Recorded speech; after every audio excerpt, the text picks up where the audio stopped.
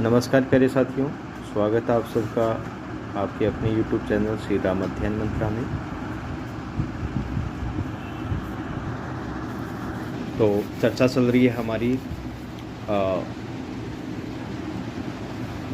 वीर सतसई पर, और उसके जो रचयिता है सूर्यमल मिश्र।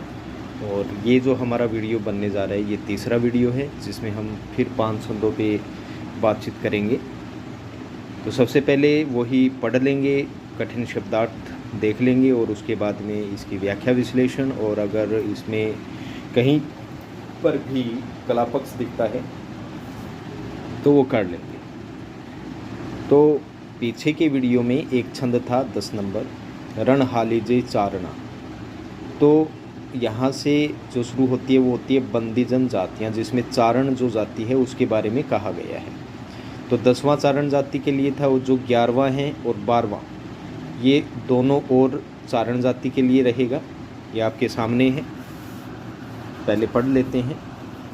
आधा चारण खाब का वीड़ी मोज वटंत दूरा केम दाकल्याणा हुचंकंताम भड़हंत। यहाँ तक देखते हैं। तो कठिन अर्थ जान लेते हैं, इसको ध्यान से देखना। आधा का मतलब होता है आगे आगे, आधा का मतलब आगे आगे, ठीक है साथियों, आगे आगे हो जाएगा। चारण का अर्थ चारण हो जाएगा। आधा का अर्थ वैसे रख सकते हो आप, रहते हैं। चारण का अर्थ चारण हो जाएगा। अब है खाब काम। खाब काम का अर्थ होता है भोज्य और पेय पदार्थों की, ठीक है। या और फिर वीड़ी का अर्थ हो जाता है तांबुल की। तांबुल जहाँ पर पान, बीड़ी इत्यादि मिलते हैं, सुपारी आदि मिलते हैं, तंबाकू कह सकते हो। मौज का अर्थ मौज की हो जाएगा या रीझ की हो जाएगा। वटंत का अर्थ हो जाता है बंटते हुए या बांटे जाते समय या फिर वितरित किए जाते समय। दूरा का मतलब दूर हो जाएगा। केम मतलब कैसे। ताखड़ना इसका अर्थ होता है ललकारने वाले या ललकार कर प्रोत्साहित करने वाले, ठीक है। तो ललकारने वाले।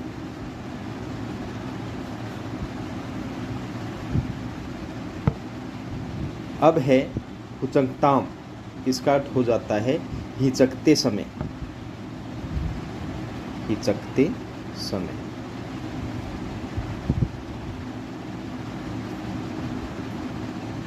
फिर है भड़। भड़ का अर्थ होता है वीर। हंत का मतलब होता है अरे। ये हो जाएगा। ये तो हो गए साथियों कठिन अर्थ। और अब इसकी व्याख्या विश्लेषण देख लेते हैं क्या रहेगी, सुनना ध्यान से। तो सूर्यमल मिश्र कह रहे हैं कि खाने के पदार्थों और तांबुल की मौज के वटंत मतलब वितरण के समय या वितरित करते समय चारण है वो क्या करते हैं, आगे आगे रहते हैं। परंतु अरे वीरों, परंतु अरे वीरों के हिचकिचाने के समय, उचकता मतलब भड़ का वीर हो जाएगा। अरे वीरों के हिचकिचाते समय प्रोत्साहित करने वाले, क्या करना है, प्रोत्साहित करने वाले। ये ललकारना ये बताया था, ललकार कर प्रोत्साहित करने वाले। तो पूरे का अर्थ क्या हो जाएगा, ये इन 5 शब्दों का पूरे का अर्थ हो जाएगा कि परंतु अरे वीरों के हिचकिचाने के समय ललकार कर प्रोत्साहित करने वाले वे लोग दूर कैसे हैं। ये बात चारणों के लिए कही गई है। जब वीरों को प्रोत्साहित करने की आवश्यकता है तब आगे क्यों नहीं आते हो भाई। उस समय तो जब खाने का समय होता है, पीने का समय होता है, पान बीड़ी बंटते हैं, उस समय तो आगे आगे रहते हैं। लेकिन जब अब वीरों को प्रोत्साहन की आवश्यकता है उस समय आप उनको प्रोत्साहित नहीं कर रहे, उनसे दूर रह रहे हो, ठीक है। कला पक्ष की बात करें तो कला पक्ष में इसमें वर्ण सगाई छंद आ जाएगा। ये एक चरण है। इस चरण का प्रथम शब्द उसका प्रथम वर्ण, और अंतिम शब्द उसी चरण का और प्रथम वर्ण एक जैसा हो तो वहाँ पर क्या हो जाएगा, वर्ण सगाई छंद होता है। अब चलते हैं मित्रों नेक्स्ट छंद की ओर, छंद संख्या 12। यह आ गया आपके समक्ष छंद संख्या 12। भोला की चेहरो भड़ाम ईखो चारण अण, ये साथियों अण नहीं है, ये है ऐण, ठीक है। तो भोला की चेहरो बड़ाम ईखो चारण ऐण के हो कड़ता कायरा वाडा चाबुक वैण। वैण का मतलब वचन हो जाएगा चाबुक, यानी कि चाबुक के समान वचन, ठीक है। लेकिन यहाँ हम क्या करेंगे, रूपक अलंकार करेंगे, योजक चिन्ह आए तो वचन रूपी चाबुक हो जाएगा, ठीक है। तो ये एक इसका कला पक्ष का हो गया है। तो पहले कठिन अर्थ जान लेते हैं। भोला का अर्थ होता है भोले, की का मतलब क्या, चहरो, चहरो का अर्थ होता है निंदा करते हो, निंदा करते हो। बड़ाम का मतलब वो बम वाला बड़ाम नहीं है, इसका अर्थ हो जाता है हे वीरो। हो गया यहाँ तक। ईखो मतलब देखो, चारण मतलब चारणों को, ऐण मतलब ठीक से, ऐण का अर्थ क्या हो जाएगा, ठीक से। केहो, केहो का अर्थ हो जाता है कई एक या कितने ही। फिर आता है कड़ता, कड़ता का अर्थ होता है निकलते हुए या भाग कर जाते हुए। कायरा का अर्थ हो जाएगा कायरों को। वाढ़ा का अर्थ हो जाता है काट देते हैं, और किससे काट देते हैं, वचन रूपी चाबुकों से। तो इसकी व्याख्या विश्लेषण देख लेते हैं। अब कठिन अर्थ आ गया होगा समझ में। तो आगे सूर्यमल मिश्रण कह रहे हैं कि हे भोले वीरों, बड़ाम वीरों, हे भोले वीरों, चारणों की बुराई क्या करते हो। चारणों का मतलब निंदा हो जाएगा, तो चारणों की बुराई क्या करते हो। चारणों ईखो मतलब देखो, चारणों को तो देखो तो सही, हमारी वीरता भी देखो, चारणों को भी देखो और हमारी वीरता भी देखो। हम कितने ही भागने वाले कायरों को वचनों के चाबुक से ही काट डालते हैं। जितने भी कायर जो युद्ध भूमि में से भाग आते हैं, दौड़ आते हैं, ऐसे कितने ही कायरों को हम वचन रूपी बाणों से या चाबुकों से मार देते हैं। तो ये हो गया इसका व्याख्या। और रही बात कला पक्ष की, तो इसमें मैंने आपको रूपक अलंकार बता दिया है। कौन सा अलंकार, रूपक। और देखो व्यंजन सगाई छंद के आ गया, चरण का प्रथम वर्ण, और ये का आ गया, ठीक है। तो यहाँ और फिर देखो भोड़ा में भो और इसमें भय, कौन सा छंद आ जाएगा, व्यंजन सगाई। सगाई का संबंध होता है, व्यंजन का मतलब वर्ण होता है। अब चलते हैं नेक्स्ट छंद की ओर। ये आ गया आपके सामने।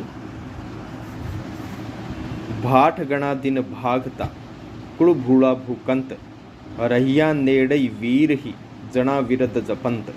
ये देखते हैं। तो पहले कठिन अर्थ जान लेते हैं। भाट का अर्थ भाट हो जाएगा। अब देखो ये जो छंद है वो कौन सी जाति के लिए है, भाट जाति के लिए। जो भाट जाति है, क्योंकि हम बंदीजन जो जातियां हैं, जो बंदीजन कहलाते थे, राजाओं की विरुद्ध गाते थे, उन्हीं जातियों की बात कर रहे हैं। चारण के ऊपर हमने 3 छंद देख लिए हैं, अब भाट जाति है उसके ऊपर देखते हैं। तो ये भाट जाति से संबंधित है, लिख भी रखा है। घना का मतलब बहुत दिनों तक या बहुत दिनों से। भागता मतलब कहते थे, शिकायत करते थे। कुड़ भूला भूकंत, भूकंत का मतलब भूमि का स्वामी या यूँ कह सकते हैं क्षत्रिय। कुल भूला यानी कि कुल के मार्ग को या कुल के स्वभाव को भूल गई। रैया नेड़े वीर ही, रैया का मतलब रहने पर, निकट, नेड़े का मतलब हो जाएगा निकट, वीर ही मतलब वीरों के, ही का अर्थ ही आ ही जाएगा। ठीक है। जाना मतलब समझे या समझेंगे, विरुद्ध का मतलब विरुद्ध यानी कि प्रशंसा, विरुद्धावली जो बोलते हैं। जपंत मतलब बोलते हैं। ये हो गया इसका कठिन अर्थ हो जाएगा। अब बात करते हैं व्याख्या की। तो सूर्यमल मिश्रण कहते हैं कि भाट है वो बहुत दिनों से यह शिकायत कर रहे हैं, या यह कहते हुए बहुत दिन हो गए हैं कि जो पृथ्वी के स्वामी यानी कि जो राजा या क्षत्रिय लोग हैं वो अपने कुल के धर्म को भूल गए हैं, परंतु अब वीरों के निकट रहेंगे। यदि अब वो वीरों के निकट रहेंगे तभी हम जानेंगे कि वे विरध गाते हैं या सच्चे विरध गायक हैं। तो ये इसका हो गया है, कठिन व्याख्या हो गई है, व्याख्या विश्लेषण इसका हो चुका है। अब बात करते हैं इनके कलापक्ष की। कलापक्ष में वही मित्रों वैण सगाई छंद है, कुड़ और कंत, एक ही चरण में प्रथम और अंतिम शब्द के प्रथम वर्ण की अगर आवृत्ति हो जाती है तो वहाँ पर वैण सगाई छंद होता है। वैसे ही अंतिम चरण में आप देख लीजिए, अंतिम चरण के जो दोनों शब्द हैं जाना और जपंत, तो उसके अंदर भी जय वर्ण की क्या हुई है, आवृत्ति हुई है। तो अब चलते हैं नेक्स्ट छंद की ओर। नेक्स्ट छंद आ गया है, ये रहा 14 नंबर। आधा पड़वा ओड़गण जागण जिमण जाग, रण झड़ता भड़ दूर को सुनसी सिंधी राग। तो साथियों अब आया है ये ढोली जाति के लिए। कौन सी जाति के लिए? ढोली के लिए। चारण के लिए पढ़ लिया, भाट के लिए पढ़ लिया। अब बात करेंगे ढोली जाति की। तो ढोली भी बंदीजन जाति कहलाती है, और ढोली क्या कहते हैं देखते हैं। फिर आ गया आधा का मतलब आगे आगे, आधा का अर्थ होता है आगे आगे। पड़वाम, पड़वा का अर्थ होता है रंग महलों में। ओड़गण का मतलब गाने वाले। जांगण, जांगण का अर्थ हो जाता है ढोली। ठीक है। जिम्मण जाग, जिम्मण जाग, इन दोनों का अर्थ एक साथ देख लीजिए आप। यज्ञ या बारात की जेवनार के समय, यानी कि बारात को जिमाते समय। ठीक है।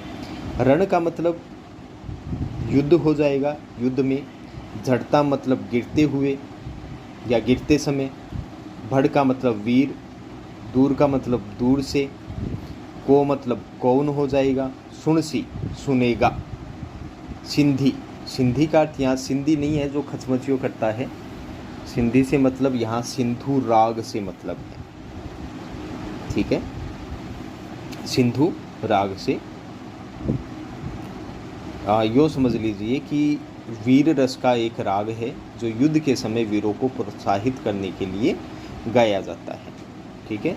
और बाकी ओड़गन के लिए मैं विशेष ये कहूँगा कि वैसे तो इसका अर्थ होता है सेवा करने वाले, लेकिन यहाँ की बात करें तो गाने बजाने की सेवा करने वाले, जो गाना बजाना करते हैं उसकी सेवा देते हैं, वो ओड़गन कहलाते हैं। तो अब इसकी व्याख्या देख लेते हैं। कठिन अर्थ हो चुका है। सूर्यमल मिश्रण कह रहे हैं कि हे ढोलियों, रंग महल में गाने बजाने के लिए और बारात की जेवनार में जीवने के लिए तुम बढ़ चढ़कर क्या करते हो, भाग लेते हो, आगे आते हो। मतलब जब भी बारात का समय आ जाएगा तब खाने पीने के लिए तुम आ जाओगे। पर एक बात बताओ आप, पर आप युद्ध भूमि से दूर क्यों हो? युद्ध में यदि कोई वीर गिरते समय, यदि युद्ध में कोई वीर गिर जाता है और उस युद्ध में गिरते समय एक तुम ही बताओ कि कौन सा ऐसा वीर होगा जो दूर से ही तुम्हारे सिंधु राग को सुन सकेगा। तो इसलिए आपको क्या करना चाहिए, युद्ध में जाना चाहिए और वहाँ पर सिंधु जो राग है वो गानी चाहिए। तो ये इसकी व्याख्या हो गई है। वही वैण सगाई छंद है इस चरण में। ये हो जाएगा। अब चलते हैं नेक्स्ट छंद की ओर, वो भी ढोली जाति के लिए आया है।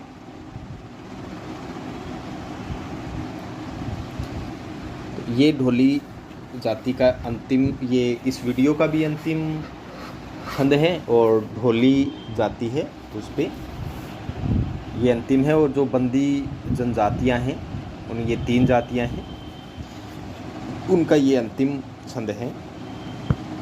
तो पढ़ लेते हैं पहले। ढोलन ढोली नू कहे पूड़ो उतावड़ बाह, भीड़े वाह द्वार चर भीड़े नाह सुना है लागे डोड़। तो कठिन अर्थ जान लेते हैं। ढोलन का अर्थ हो जाएगा ढोली। ढोली नू मतलब ढोली को या ढोली से, कहे मतलब कहती है। पुड़ो, पुड़ो का मतलब चलो, उतावड़ मतलब शीघ्रता से या शीघ्रता में, माह का मतलब में हो जाएगा या से कर सकते हैं यहाँ पे। फिर है भीड़ई, भीड़ई का अर्थ हो जाएगा कस रहा है, कस रहा है। वाह, वाह का अर्थ हो जाता है घोड़े को। दुवाह, दुवाह का अर्थ हो जाएगा योद्धा के। अब योद्धा कोई भी हो सकता है, योद्धा के सेवक। चर का मतलब सेवक हो जाएगा। अब यहाँ देखो वाह और दुवाह, अगर इन 2 शब्दों की बात करें तो और कला पक्ष की बात करें तो यहाँ यमक अलंकार हो जाता है। ठीक है, सभंग यमक अलंकार हो जाएगा। जब तोड़ेंगे तो यमक अलंकार प्राप्त होगा। वाह का अर्थ मैंने आपको बताया घोड़े को और दुवाह का अर्थ बताया आपको योद्धा के। तो दोनों का अर्थ अलग अलग है। ठीक है, और जो दू है वो वाह शब्द का अंश है, तो ऐसे यमक अलंकार यहाँ पर हो जाता है। भीड़ई मतलब कस रहा है। नाहे का मतलब नाथ या स्वामी हो जाएगा। सुनाहे का मतलब कवच। अब यहाँ देखो नाहे और सुनाहे में भी यमक अलंकार है, बहुत बढ़िया प्रयोग यहाँ पर किया गया है। तो साथियों अब ये कठिन अर्थ हो गया। अब वैसे देखें तो इसमें यमक अलंकार भी हो चुका है।